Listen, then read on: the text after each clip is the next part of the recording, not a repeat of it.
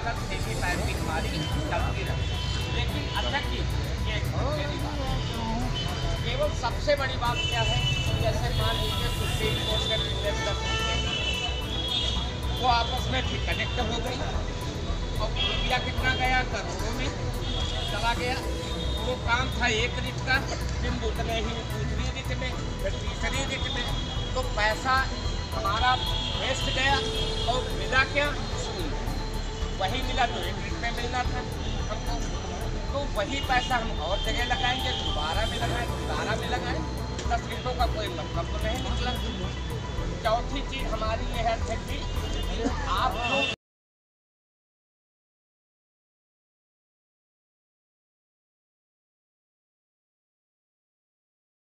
और परेशानी ये है कि विगत 20 वर्षों से माध्यमिक विद्यालयों में हम लोग कार्यरत हैं, राजकोष से वेतन भी प्राप्त कर रहे हैं और पूरे मनोयोग से हम लोग शैक्षणिक कार्य भी कर रहे हैं। लगातार 20 वर्षों से माध्यमिक का रिजल्ट 65%, 72%, 75% आता रहा। अब ऐसी स्थिति बन गई है, सरकार का तो हम नहीं बात करेंगे, शासन में बैठे कुछ लोगों ने सरकार को भ्रमित करने का काम किया है और जो विगत 20 वर्षों से शैक्षणिक कार्य कर रहे हैं उनसे लिखित परीक्षा के नाम पर हम लोगों का जो है शोषण होना चाहता है और सेवाओं से बाहर कर दिया जाना चाहता है। ये हमारे खिलाफ साजिश रची जा रही है। जब माध्यमिक विद्यालयों में शिक्षक रिटायर होता था मैथ का, इंग्लिश का, साइंस का, तो छात्रों के ऊपर जैसे एक वज्रपात हो जाता था।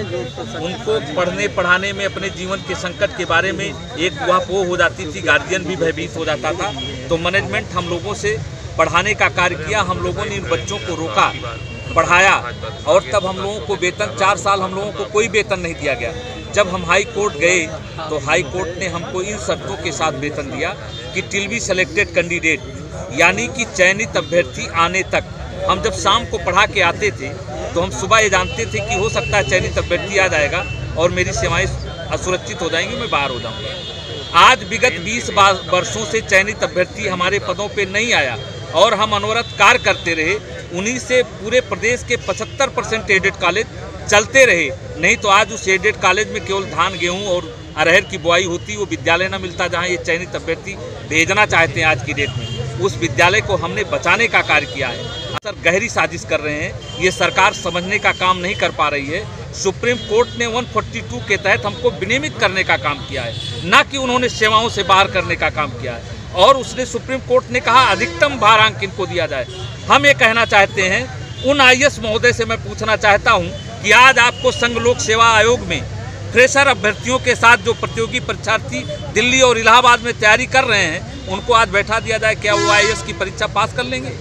अगर वो IAS की परीक्षा पास कर लेंगे तो मैं उनको वचन देता हूं, उन्हीं के सामने मैं सल्फास खाने का काम कर लूँगा और आत्महत्या कर लूँगा। आज जो 20 वर्ष से अभ्यर्थी जो शैक्षणिक कार्य कर रहा है, हमसे विद्यालयी परीक्षा करा लीजिए, विभागीय परीक्षा करा लीजिए, हमारे सब्जेक्ट के बारे में वो पूछ लें, हम उनके उत्तर न दे पाऊँ तो हमको बाहर कर दें, एक बार भी मुझको उफ तक नहीं होगा, हमें दुख भी होता है। अब आपकी यहाँ धरना प्रदर्शन के लिए हाँ आपने ज्ञापन भी दिया होगा, कई बार दिया है ज्ञापन आपने। अब अगर फिर भी आपकी बात अब नहीं मानी जा रही है, प्रशासन आपकी तरफ ध्यान नहीं दे रहा है, तो अगला कदम क्या होगा? अगला कदम हम सभी का ये है, सामूहिक हम इच्छा मृत्यु की मांग करेंगे।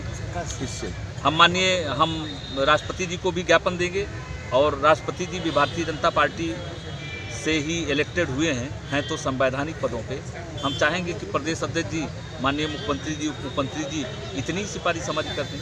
क्योंकि मेरे साथी, मैं आपको एक बहुत गंभीर मुद्दा बताना चाहता हूँ। इन्हीं वेतन की बदौलत आज मेरे पिताजी की उम्र 76 साल 80 साल हो गई है।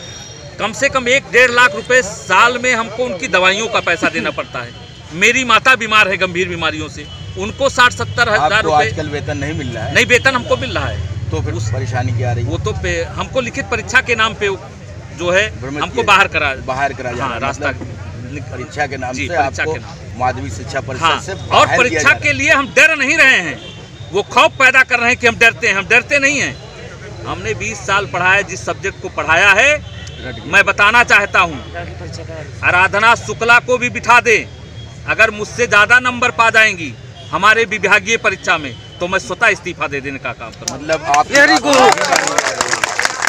आप अपने माध्यमिक शिक्षा कर्मचारियों के साथ कोई कठोर कदम, कौन सा कठोर कदम उठाने जा रहे हैं?